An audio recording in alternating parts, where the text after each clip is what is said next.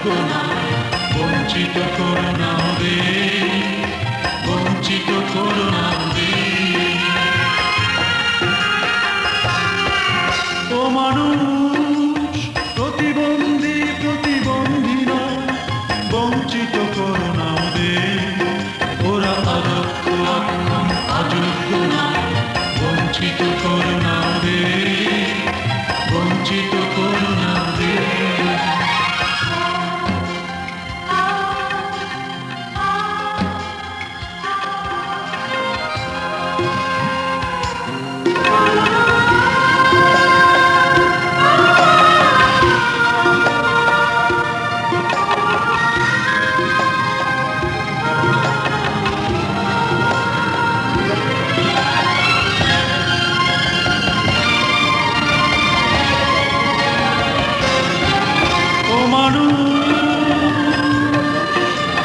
প্রতিবন্ধী প্রতিবন্ধী নয়, বঞ্চিত করো না ওদের, ওরা অযোগ্য অযোগ্য। আমি খারুল ইসলাম চৌধুরী। আমি দৃষ্টি প্রতিবন্ধী হিসেবে জন্মগ্রহণ করি। লেখাপড়ার জন্য দৃষ্টি প্রতিবন্ধীদের কোনো ব্যবস্থাই ছিল না তৎকালীন পূর্ব পাকিস্তানে। তো আমার পিতা আমাকে করাচি পাঠিয়েছিলেন, সেখানে কিছু ব্যবস্থা ছিল। আমি সেখান থেকে 2 বছর লেখাপড়া করে তারপরে এখানে এসে 1967 ইংরেজিতে প্রাইভেট অ্যাপিয়ার হয়ে এসএসসি পাস করলাম। 75 গিয়ে আমি MA পলিটিক্যাল সায়েন্সে MA পাস করি। তারপরে LLB 77, তারপরে 6 মাস ট্রেনিং নিয়ে বারের সনদ নিয়ে চিটাগাং বারে অ্যাডভোকেট হিসেবে জয়েন করি।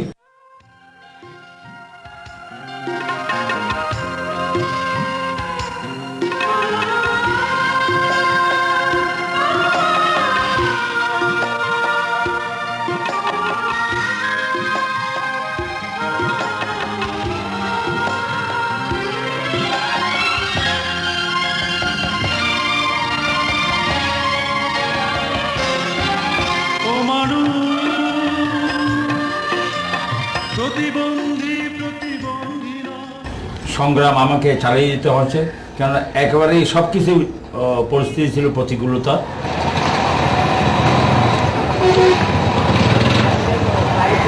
তো আমি 1998 ইংরেজিতে APP হিসেবে সরকার আমাকে নিয়োগ দেন। 2000 সালে আমি সুপ্রিম কোর্ট বারের মেম্বারশিপ পরীক্ষা দিয়ে পাস করে ওখানে সুপ্রিম কোর্ট বারের মেম্বার হই। তারপরে ঢাকা বারের মেম্বার হই। তো চিটাগাংয়ে APP হিসেবে আমি যে দায়িত্বটুকু আমি পালন করতে পারবো না অনেকে মনে করছেন, কিন্তু সেটা আমি সাকসেসফুলি পালন করতে পেরেছি।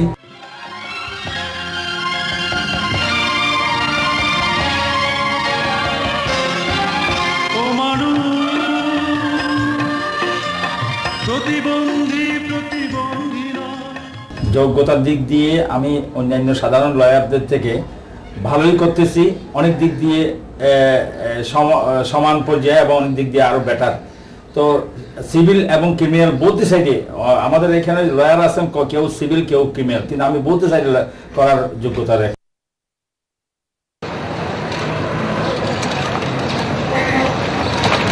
হ্যাঁ, সাংসারিক জীবন আমার একটি ছেলে 2টি মেয়ে, তারা লেখাপড়া করতেছে। তো স্ত্রীর দিক দিয়ে আমার খুবই আমি ভাগ্যবান। সে নিয়ে আমাকে কোনো রকমের প্রতিবন্ধী হিসেবে কোনো রকমের বৈষম্য বা পার্থক্য করতে আমার দেখিনি। আমাকে সমানভাবে এবং খুব ভালোভাবেই সহযোগিতা করে যাচ্ছেন এবং সাংসারিক জীবন আমার সুখের সংসারই মনে করি। আমি খুরশিদ আক্তার চৌধুরী, অ্যাডভোকেট কাদমুল ইসলাম চৌধুরী উনি আমার স্বামী। আমি ওকে খুব সহজভাবে মেনে নিয়েছি এবং খুব সহজভাবে ওনার সাথে আমার বিয়ে হয়। আমাদের সংসার এখন 8-10 জনের মতোই চলতেছে, খুব ভালোই দিন যাচ্ছে।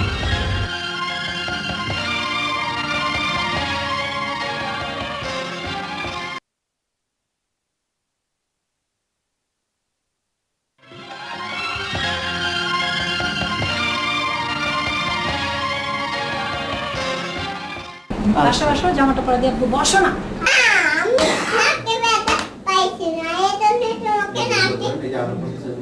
ঠিক আছে, মাটি যাও, চলে আসো চলে আসো।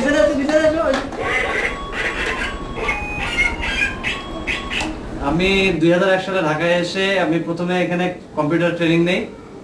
আমি 2002 সাল থেকে কাজ করছি vocational training centre for the blind. এটা একটা ব্লাইন্ডদের ট্রেনিং সেন্টার। এখানে প্রত্যেক বছরে 100 ব্লাইন্ডকে ট্রেনিং দিয়ে রিহ্যাবিলিটেট করা হয়। সেখানে আমি কাজ করছি কম্পিউটার অ্যান্ড টেলিফোন পিএডিএক্স সেকশনে, সেখানকার ইনস্ট্রাক্টর।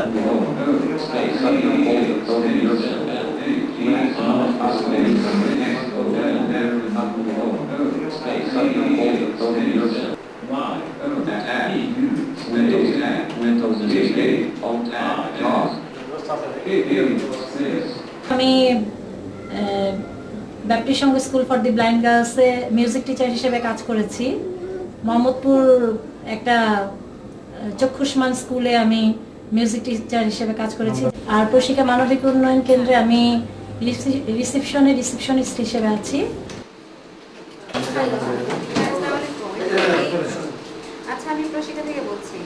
হ্যালো, হ্যাঁ কথা বলেন। হ্যাঁ বলেন। 01523738886 জি। হ্যাঁ, টোটালি আমরা মিউজিক নিয়ে বেশিরভাগ সময় কাটাই।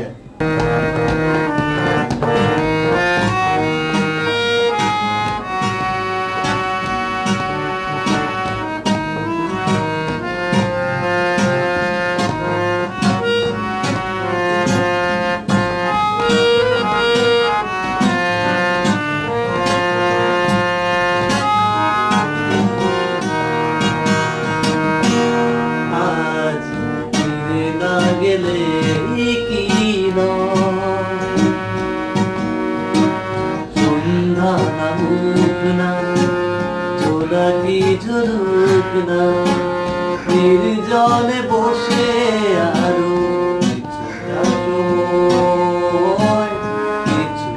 সময় আজ ফিরে না গেলে কি না,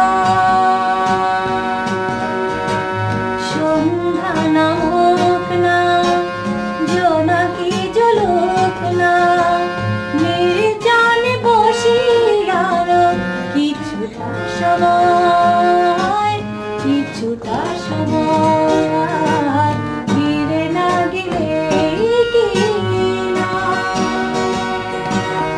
আমরা একসাথে মিউজিক করছি সেই 2001 সাল থেকে। তারপরে আমরা 2002 সালে আমরা একসাথে মানে সংসার শুরু করি।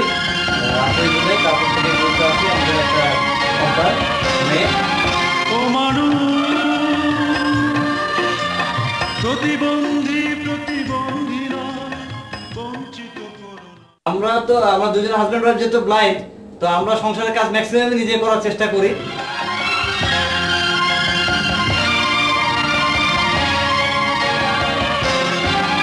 ও মানুষ তারপরে আমাদের এক্সট্রা মানে এই যেমন রান্না বান্না করাটা, বিশেষ করে এরা রান্না বান্না করাটা আমাদের এরকম তেল কিভাবে দিব, পেঁয়াজ কিভাবে দিব, এটা আমরা করতে করতে একটা আইডিয়া হয়েছে। এবং আমার ওয়াইফ যথেষ্ট ভালো রান্না করে এবং আমি তাকে চেষ্টা করি আর কি সাহায্য করার। এবং মানে আমরা দুজনেই করার চেষ্টা করি, কারণ সারাদিন তো আমরা ব্যস্ত থাকি। তারপর সন্ধ্যার সময় আসার পরে যতদূর পারি নিজের সংসারের কাজ আমরা নিজেরাই করার চেষ্টা করি। আর বাকি তো একটু কাজের লোকের হেল্প নিতেই হয়। আর টুকটাক যা করি আমরা দুজনে শেয়ারই করি আর কি। আমার অন্তরে আসুক, আমার মনে নাই সুখ, তোমার কথা মনে পড়ে খারাপ গল্প, তোমার কথা মনে পড়ে খারাপ গল্প। আমার অন্তরে আসুক, আমার মনে নাই সুখ, তোমার কথা মনে পড়ে খারাপ গল্প।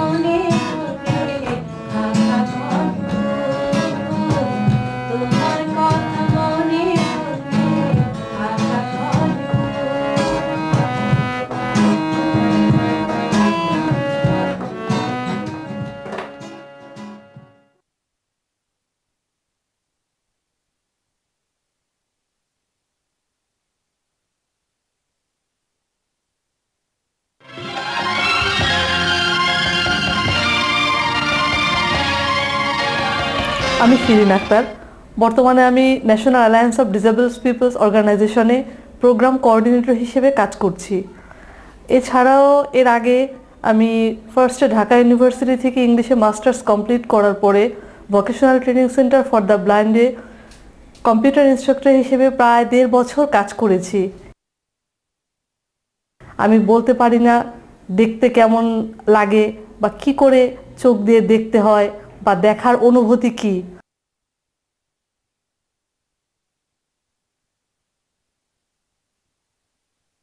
লেখাপড়া করে এ পর্যন্ত আসতে আমাকে যথেষ্ট সংগ্রামের সম্মুখীন হতে হয়েছে, কারণ যখন আমি হাই স্কুলে ভর্তি হই তখন স্কুলের টিচাররা আমাকে নিয়ে যথেষ্ট সংগ্রাম করেছেন। স্কুলের ছাত্রীদের মায়েরা এসে কমপ্লেন করতো কেন আমাকে পজিশন দেওয়া হয় আমি দৃষ্টিহীন হওয়া সত্ত্বেও, কেন তাদের মেয়েরা প্লেস করতে পারে না। এরপরে যখন বদরুন্নেসা কলেজে ভর্তি হই তখন বদরুন্নেসা কলেজের হেডমিস্ট্রেস আমাকে কিছুতেই তার হোস্টেলে সিট দিতে চাননি, কারণ আমি দৃষ্টিহীন, আমি তার হোস্টেলের মেয়েদের সাথে তাল মিলিয়ে চলতে পারবো না। কিন্তু আমি একরকম চ্যালেঞ্জ করে দৃঢ় প্রতিজ্ঞ হয়ে তার হোস্টেলের সিট নেই এবং সেখান থেকে 93-তে স্টার পেয়ে আর্টস ফ্যাকাল্টি থেকে ইন্টারমিডিয়েট পাশ করি এবং তারপর থেকেই বেগম বদরুন্নেসা সরকারি মহিলা কলেজে দৃষ্টি প্রতিবন্ধী মেয়েদের পড়ার সুযোগ সৃষ্টি হয়। আমি সেখানকার প্রথম ছাত্রী।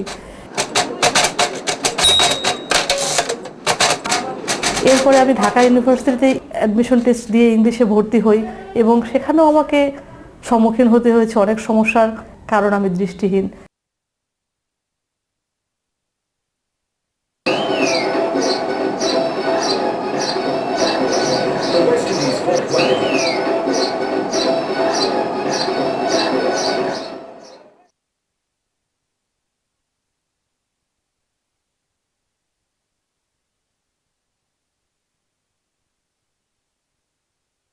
আমি নেটপথে জয়েন করি ডিসেম্বরের 18 তারিখে 2005-এ।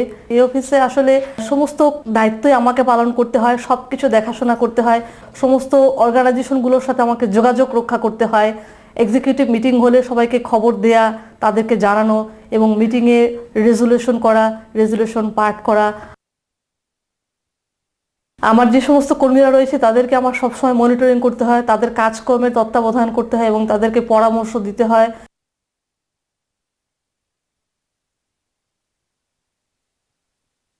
জাতিকে বোঝাতে হবে যে আমাদের অধিকার আছে, এই অধিকার অর্জন করার মতো সুযোগ এবং অধিকার আমাদেরকে দিতে হবে।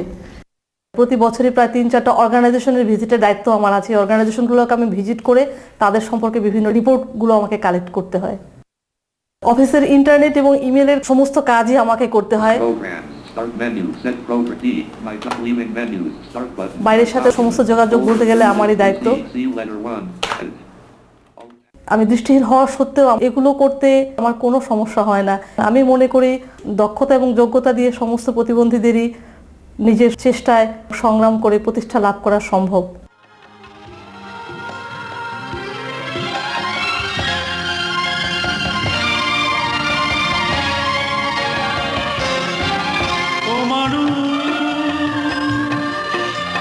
প্রতিবন্ধী প্রতিবন্ধীরা বঞ্চিত করো না ওদের, ওরা অযোগ্য এখন অযোগ্য না, বঞ্চিত করো না ওদের, বঞ্চিত করো না ওদের। ও মানুষ প্রতিবন্ধী প্রতিবন্ধীরা বঞ্চিত করো না ওদের, ওরা অযোগ্য এখন অযোগ্য না,